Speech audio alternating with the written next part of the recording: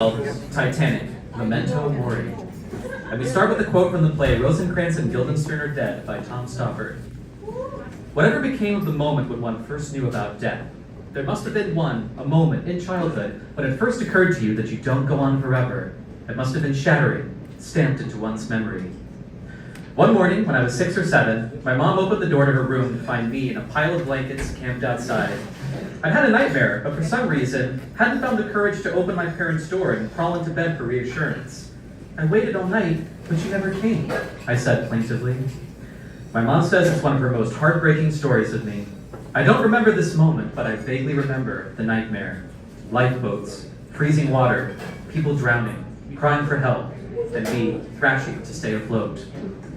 My mom says that my interest in the Titanic began when I checked out a book from the school library, The Basics. In 1912, the unsinkable ocean liner Titanic, the largest and most luxurious means of transportation ever built, struck an iceberg in the North Atlantic on its maiden voyage. The ship sank with a loss of 1,500 lives, about 70% of the people on board. There weren't enough lifeboats for everyone, and most people froze to death in sub-zero waters. My fascination with the Titanic snowballed quickly. Picture books, reference books, novels. I played the excellent point-and-click adventure game, Titanic Adventure Out of Time, on our brand new Gateway Windows 95 compatible desktop PC. I read Walter Lord's definitive nonfiction account of the disaster, A Night to Remember. I watched the 1958 movie adaptation of A Night to Remember in the most charmingly 90s-specific way possible, a QuickTime video file on interactive CD-ROM. Still one of my favorite movies, it unfolds with the precision of a documentary and the emotional restraint of a fine British drama. Why Titanic? What drew me to this morbid tale? Partly it was the logistical and technical aspects of the ship sinking, learning the strange details, how the ship would have stayed afloat if it had hit the iceberg literally any other way, including head-on, how collapsible Lifeboat B floated off the ship upside down with an air bubble underneath, and became a haven in the freezing water that saved the lives of 30 men. But it was also the storytelling, the personalities. The Titanic story is a panorama of humanity in miniature, with sterling examples of heroism and cowardice alike. There was Second Officer Charles Lightoller, responsible for loading the portside lifeboats and saving hundreds of lives, portrayed in the Night to Remember movie as a dashing, masculine hero. There was the ship's owner, Bruce Ismay, the capitalist, the crass money man, forever branded a coward for slinking onto one of the last lifeboats, while hundreds of men stayed aboard to make room for others.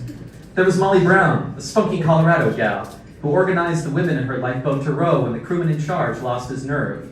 There was the ship's band, 9 musicians who played together for the entire night, their last song the hymn, Nearer My God to Thee, as the deck literally sank beneath their feet. None made a move for a lifeboat, none survived.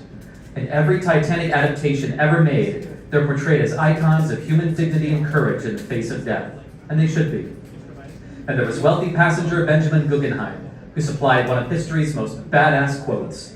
After he and his secretary, Victor Giglio, spent an entire evening helping the officers load the lifeboats, they reappeared on deck dressed in their finest formal wear. Guggenheim, who did not survive, said to an inquiring steward who did, "We have dressed in our best and are prepared to go down like gentlemen." All this I learned before James Cameron's Titanic. At the age of 7, I was completely unaware of the pop culture frenzy that surrounded the film. The gangs of teen girls seeing it in theaters dozens of times, Leo Mania, the Celine Dion music video, James Cameron bragging, "I'm the king of the world" at the Oscars. I learned about all that in retrospect. My parents didn't let me see the movie in theaters, but did let me see it when it came out on VHS in September 1998. I was 8 by then. So I was seeing the movie in an unusual situation, with no pop culture knowledge whatsoever, but with reams of Titanic knowledge to enrich my experience. I huddled in the guest room of our suburban Colorado house. Along with my room, it was my childhood sanctuary. Always immaculately clean, with a queen-size guest bed, a desk with our Gateway desktop PC, and wooden cabinets packed with our VHS library. A ponderosa pine right outside the window filtered the sunlight into a comforting, gauzy wash. On this afternoon, all was quiet and still. I popped the first of 2 tapes into our combo TV VCR player. The screen was only about a foot wide, and since the film was in widescreen with black bars, the actual image was just inches tall. It didn't matter. I was enthralled. It was the culmination of everything I learned about the Titanic. Right off the bat, there was the wreck. I'd seen pictures, but I'd never seen it in such grim detail. Even in death, Titanic was unlucky. For decades, experts expected the wreck to be decently preserved, suspended in a deep freeze. But the ship just happened to land in a slightly warmer current, which allowed microorganisms to thrive. The ship's fine, hand-carved wooden furnishings, literally eaten away by worms. And shoes. Unlike human bodies, shoe leather is inedible to those microorganisms. And so the Titanic wreck is littered with pairs of shoes, still lying where those bodies came to rest. And then, just like Wizard of Oz burst from black and white into color, there was the ship, restored to her original glory, docked in Southampton for her maiden voyage. Beautiful lady with elegant lines, fresh paint, and brand new carpet. James Horner's score blowing past you like a fresh sea breeze, ringing with adventure and possibility. And the love story. Before Titanic, I wasn't much for romance. I was a boy. You get cooties from romance. But something about the magic chemistry of Kate and Leo swept me away. I was charmed by Jack Dawson, ruthless, free-spirited artist, plain-spoken and decent. By Rose DeWitt Bukater, so much smarter than the high society people around her. Adventurous, bold, refined, yet passionate. The dance scene in Third Class was a joyous, romantic dream, and also an homage to a similar scene in A Night to Remember. But this essay is called Remember Death, not Remember Love. Inevitably, it happened. The ship hit the iceberg. Jack and Cal, Rose's fiancé, load Rose into a lifeboat. She's looking up at Jack, and she makes her decision to jump back on board. She would rather die with him than live without him. The moment rippled through me like a physical blow. For the rest of the movie, the tears came. I had never been so powerfully moved by anything. When I even think about scenes like the montage of the band playing You're My God to Be, or the ending where Jack and Rose are reunited on the grand staircase in a dream or heaven, a feeling creeps in. A feeling beyond description that nothing else gives me. Something morbid and eerie. Something like staring into the abyss, or beyond the veil.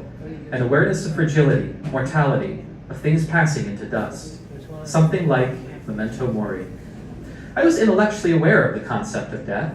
How could I not be? Reading about a famous disaster where people died.